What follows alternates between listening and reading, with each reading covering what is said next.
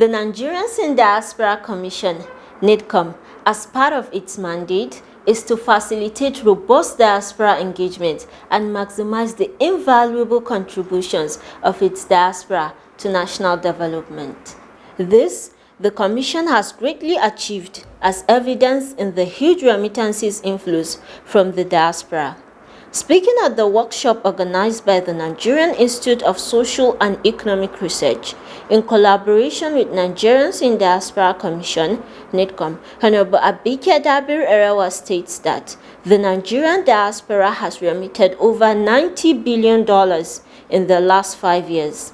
Details soon. Also, in this episode, Dabir Erewa advocates resumption of the short-term return program with the International Organization for Migration, which had over time encouraged knowledge exchange, skills transfer between Nigerian professionals at home and those in the diaspora, which has helped to foster brain circulation rather than brain drain. Details shortly. And the Association of Foreign Relations Professionals of Nigeria have lauded the achievements of NIDCOM, describing the organization as an essential partner and a strategic force for collaboration. Details soon. Not forgetting our complimentary segments of Health Tips by Association of Nigerian Physicians in the Americas and our Diaspora of the Moment.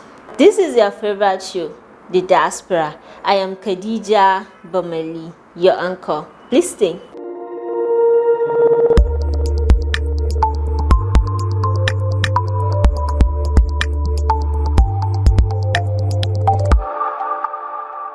Welcome back.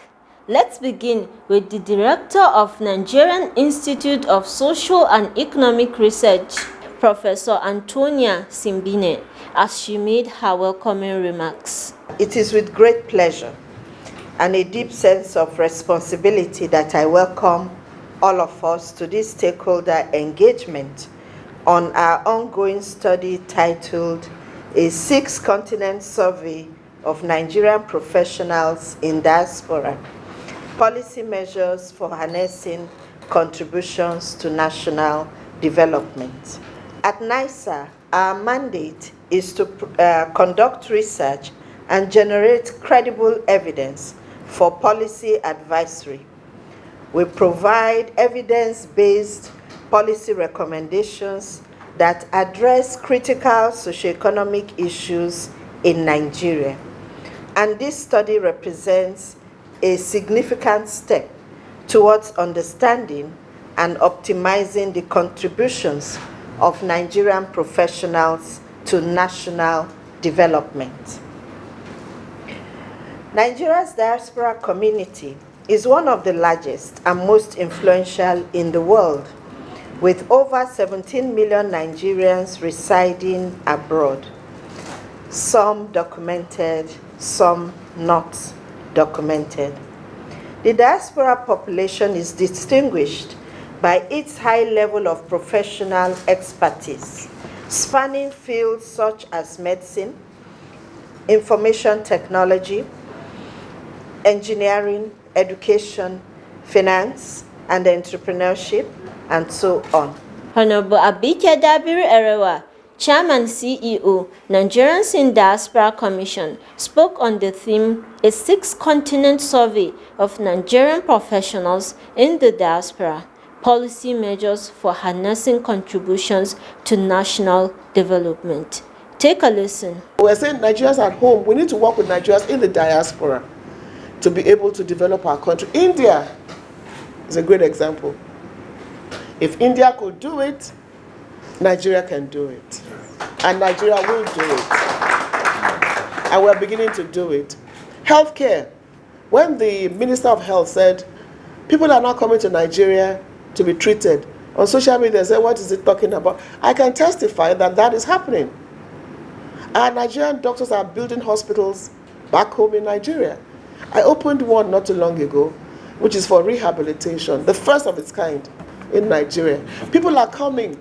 We don't celebrate ourselves. We don't talk about these things, but it is happening. So with what you are doing, this collaboration will be giving evidence-based, facts and figures, and that's why we're excited about this.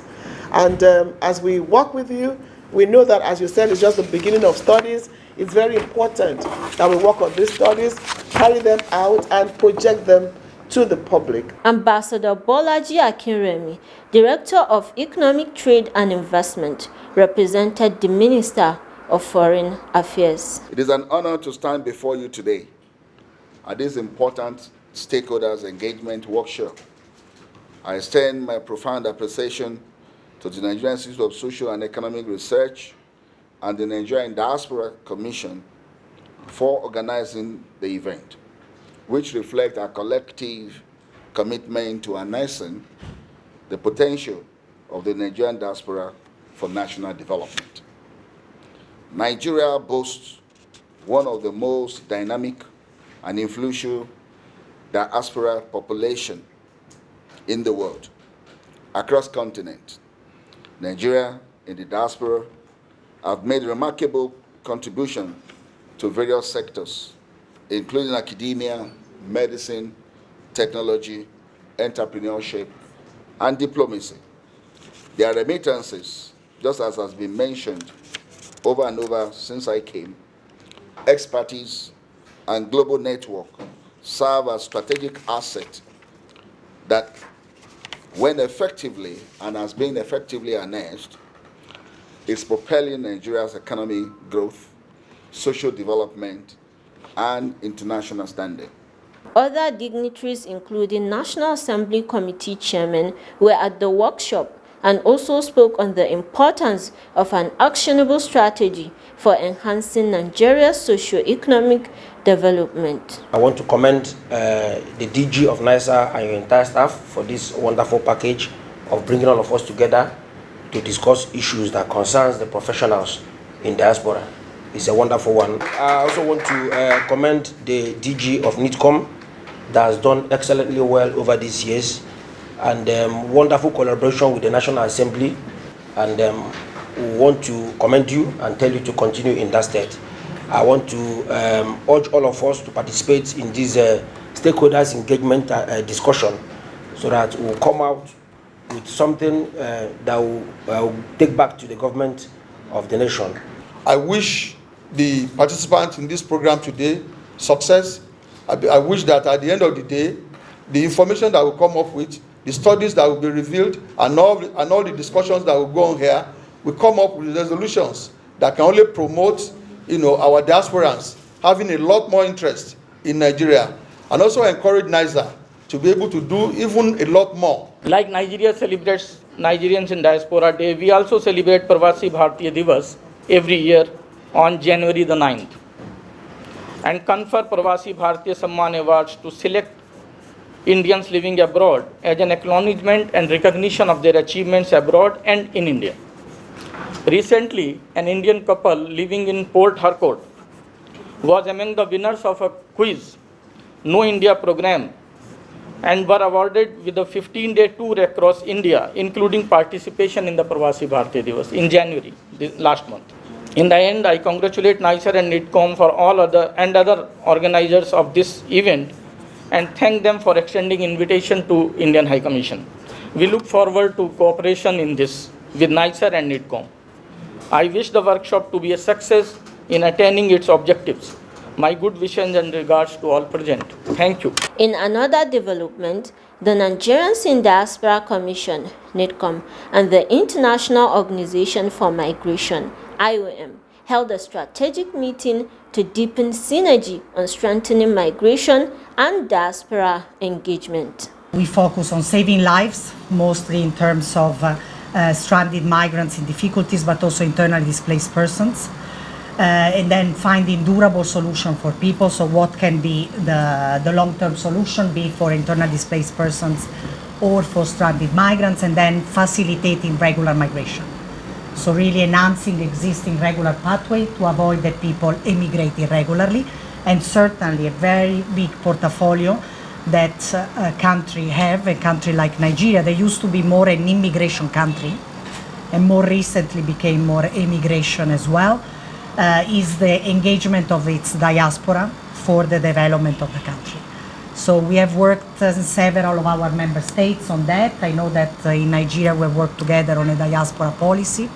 I know that in the revision of the migration policy as overall, diaspora has also been included as an important component of the overall governance of migration in Nigeria. But I would really like to understand from the Commission, we were discussing the possibility probably to bring also the state level focal point on diaspora engagement. We have also, as IOM launched last year, globally we have this year for this program for several years. But last year in Nigeria, we have also identified some diaspora members who are our own ambassador. People like you can be really the relay between the diaspora and the country, and how can we really take advantage of this vibrant Nigerian diaspora abroad? How can we create more bridges for them? Because they already come on a regular basis. I see that there are other countries in which the diaspora comes back less. But that's not the case of Nigeria. So I see Nigerians very attached to their homeland. So how can we do more for them to exchange, transfer, and do? Thank you so much, and we look forward to working with you.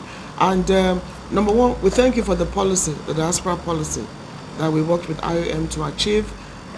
Just like yesterday, it's 5 years, and by next year, we should be reviewing the policy to see what needs to be done, what needs to be added, what needs to be subtracted. So we should start planning to review the diaspora policy.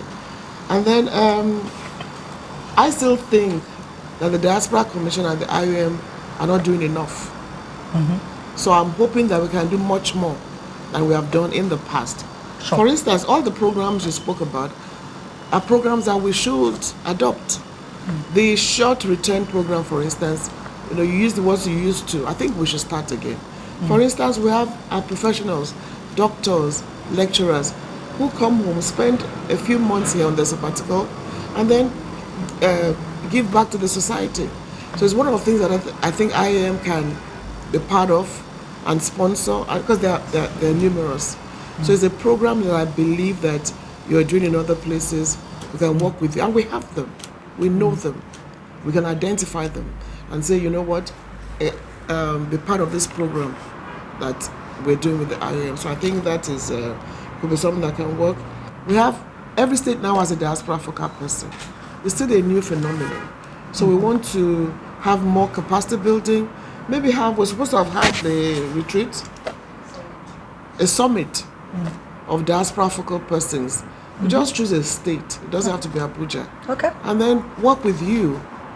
We don't need your money, we need your technical expertise. You know, the resource persons, the technical sessions. So, and I think we want to do that the first quarter of this year. Okay. And a few states are willing, Enugu, Ebonyi. Once we just choose a date, we want to partner with you, the way we work with you on the policy, so that we can arm the focal persons on diaspora on ways they can, because it's about decentralization. Everybody doesn't have to come to Abuja. Everybody comes from a state. So we can work with them on these programs and also let the governors know the importance of the focal person. So that is another one.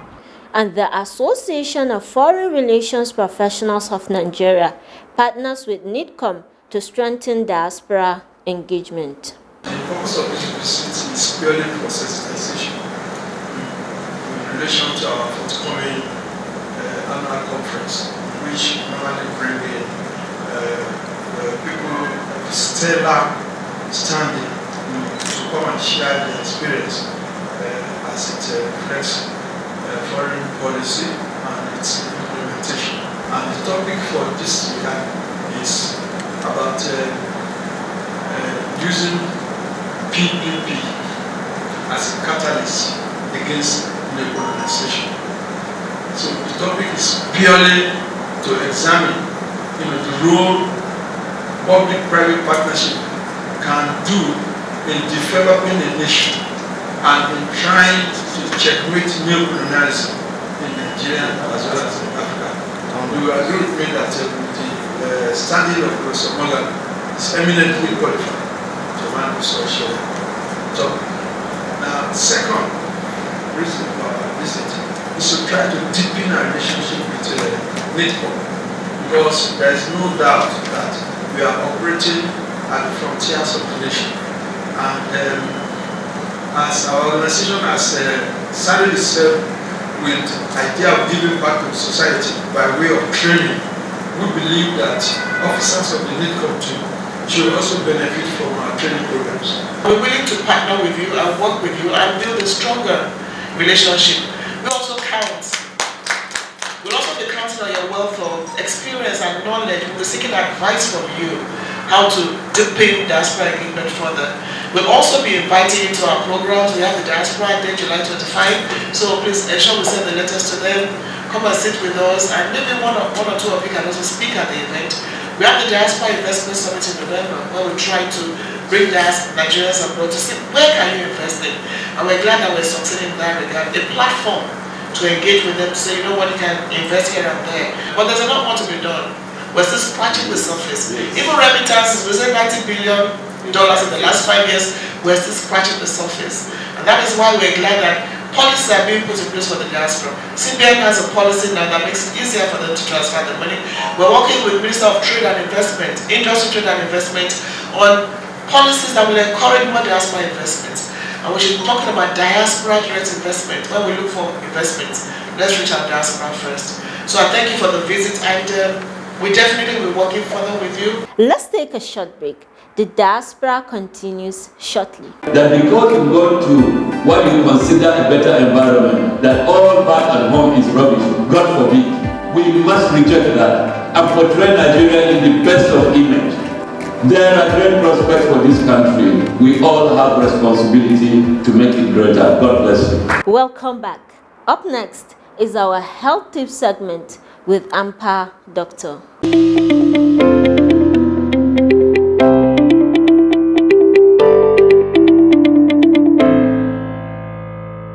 Telemedicine, as you know, has been out for a while now, made more popular during COVID.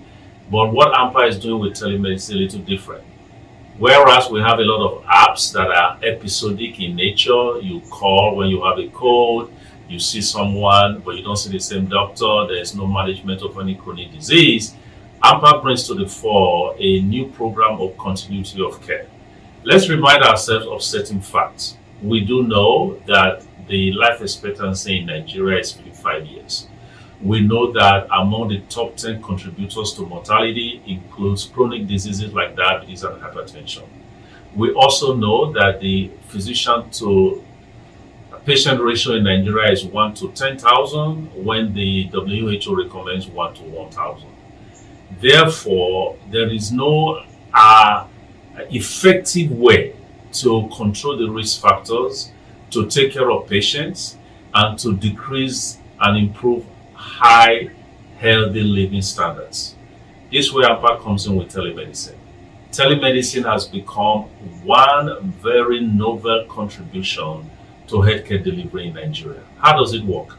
We have a cohort of patients that we're piloting in Edo State, PHC, about 50 of them. We're looking after their high blood pressure and their diabetes. We have shown so far in our pilot study that these numbers improve as we see these patients weekly and give them free medications. On AMPA side, we're spending about $1,000 per week per physician that is undergoing this consultation for free. We're also spending about $1,250 to provide free medications to the patients. And we are spending about $700 every week, again, for the incentive payment for the staff on the PHC level at the ground level. At the state level, the collaboration and partnership with the Edo State government has brought us into a partnership where they are giving us the telemedicine hub, which is the PHC. They are giving us the telemedicine software, and we are asking also for a vehicle to be transporting the patients to the telemedicine hub. All of this so far is reaching up to $35,000. So when you're talking about scaling up from the AMPA contribution to the partnership with the state government, we are looking at about $40,000 to $45,000 to establish a functioning telemedicine hub that we address those issues I just have. We are mitigating the physician shortage. We are mitigating the care continuum. Now to our diaspora of the moment with Shaliwa Ajila presenting. Our diaspora of the moment is Ethan Chidebere Nwaneri. Ethan was born on the 21st of March 2007 to a Nigerian parent. Nwaneri is an English footballer who plays as a midfielder for Premier League club Arsenal. Nwaneri started the 2022-2023 season playing for Arsenal under 18s, but such was his form he was quickly advanced to the club's under 21 side. Having made a sole appearance in the 2022-2023 Premier League 2, he joined the first team for training in September and made his first senior matchday squad on the 18th of September, when he was named as a substitute player for the Premier League match against Brentford. Coming off the bench to replace Fabio Vieira in the second minute of the second half stoppage time, he became the youngest player to ever appear in the Premier League, breaking the record previously held by Harvey Elliott, and also broke the all-time English top-flight record held since 1964 August by former Sunderland goalkeeper Derek Foster by 4 days. He also became Arsenal's youngest ever player in any competition, breaking the previous record of 16 years and 177 days set by Cesc Fabregas in 2003-2014 League Cup. Nwaneri made his Premier League debut against Brentford in September 2022, becoming the youngest ever Arsenal player and the youngest player to appear in the top flight of English football. Congratulations, Nwaneri. We celebrate you as our diaspora of the moment. This has been the Diaspora for this week. Keep a date for another interesting episode of your favorite show, The Diaspora. I remain your anchor, Khadija Bomali. Stay positive.